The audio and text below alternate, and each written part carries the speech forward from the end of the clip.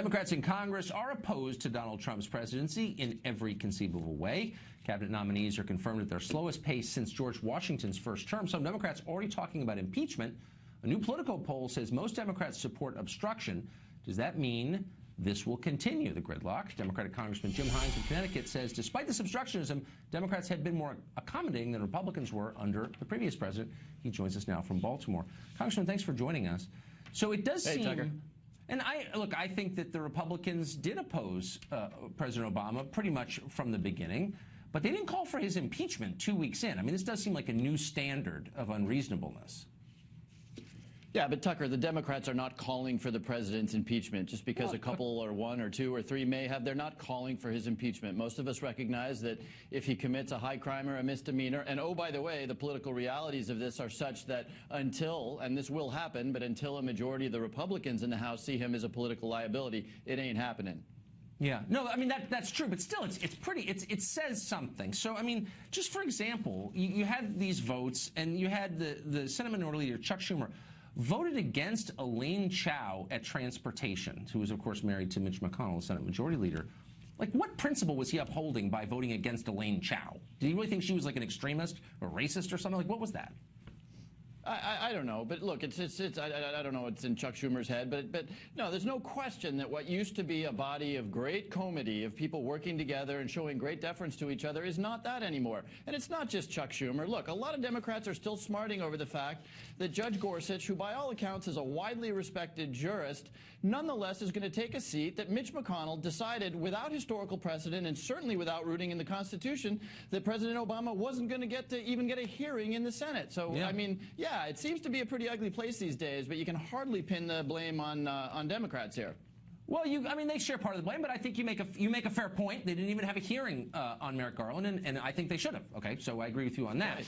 But what I worry about is that there are a lot of ideas that Trump has that Democrats under normal circumstances would be open to. They say they believe in these things, and yet because they're calling him a Nazi, they won't even talk about them. So just for example, I'll throw a couple. Infrastructure, Canadian drug reimportation, no entitlement reform. I mean, these are things that Democrats have supported for like a generation.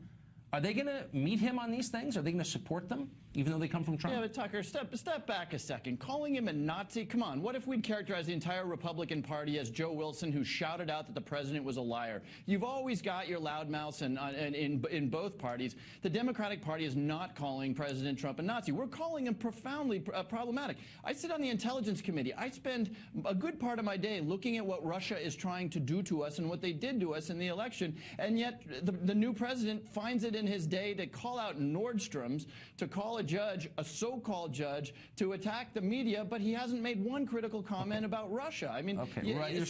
I think we've talked about this before. And by the way, if you can actually find evidence that they influenced the outcome of the election, let's do an hour on it. Okay, but I want to get to the issue. Is that really the standard, that they succeeded? It's not that they tried; it's that they succeeded. That's the standard. This is relevant in any way to the lives of anybody other than Democratic congressmen. I guess that would be it. But we can do a special on it. But let me just get to the policies here. So this is an esoteric one, but it's been up for debate for 20 years. Canadian drug reimportation, the idea that you could buy drugs from Canada, they're cheaper, American-made, but coming from Canada.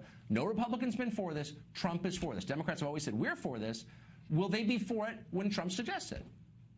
You know, you make a very good and valuable point here, and it's a valuable point because you're absolutely right. Look, coming from Connecticut, where I come from, I am so hungry for an infrastructure plan that helps the fact that, you know, that one of the biggest economic drags in my part of the world is that people can't get to work in the morning. So yeah, you know what? Whatever else Trump says, if he gets serious about infrastructure, you almost can't not work with the Republicans to make that happen. And you're right, drug reimportation, any number of things. But the reason this is really disappointing is that when he really goes off the rails, when he starts sort of apparently supporting Russia, when he starts calling out judges, when he starts damaging things like the freedom of the press, the window begins to close. As you've pointed out, you hear it from elements of our party already saying, under no circumstances should you work with this guy. Now, by the way, that's exactly what the Republicans did 8 years ago, so I'm hardly going to criticize that instinct. But it is sad because he has said some things that we would love to work with on, but by God, he's closing that window pretty rapidly. I mean, so whose interest are you serving? I mean, what you're saying is he says naughty things on Twitter,